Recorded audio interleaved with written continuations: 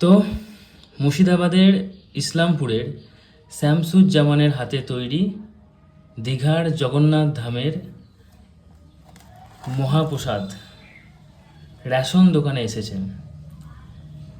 Ration দোকান থেকে আমরা এই প্রসাদ কালেক্ট করলাম। এই প্রসাদ গ্রহণ করতে বাধ্য করেছে ভগবানের প্রতি ভক্তি এবং আস্থা। আমরা যারা ভগবানকে ভক্তি করি, ভগবানকে মানি, তারা এই প্রসাদ গ্রহণ করছি ঠিকই, কিন্তু এই নিয়ে বিভিন্ন কন্ট্রোভার্সি রয়েছে এবং হয়তো কিছুটা হওয়া উচিত বলেও আমি মনে করি।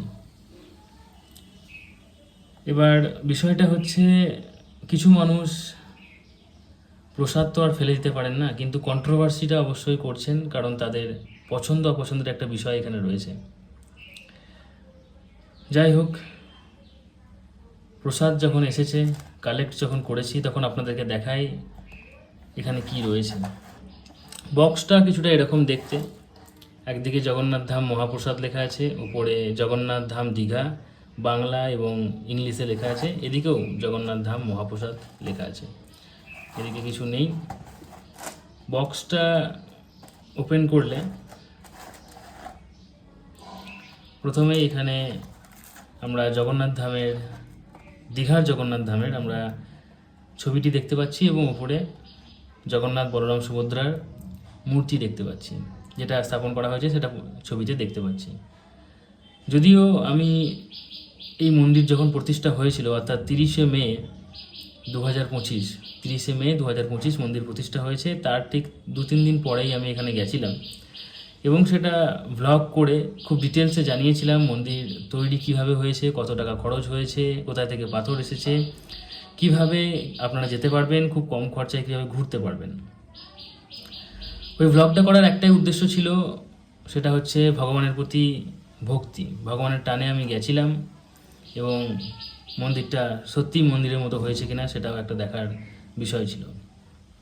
তো যাই হোক, আমি গেছিলাম, ভ্লগ বানিয়েছি।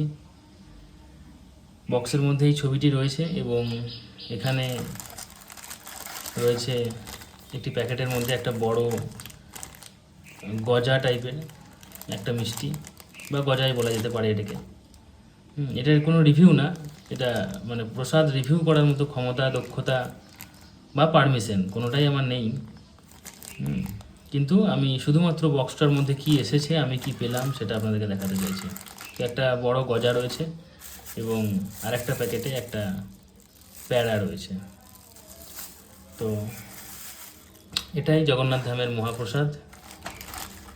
কন্ট্রোভার্সি হয়েছে এই বিষয় নিয়ে, তবু প্রসাদ গ্রহণ করব না এমনটা নয়, প্রসাদ অবশ্যই গ্রহণ করব এবং যারা কালেক্ট করেছেন বা করছেন, প্রসাদ ভক্তির সাথে গ্রহণ করুন, এটুকুই বলবো। ধন্যবাদ। জয় জগন্নাথ।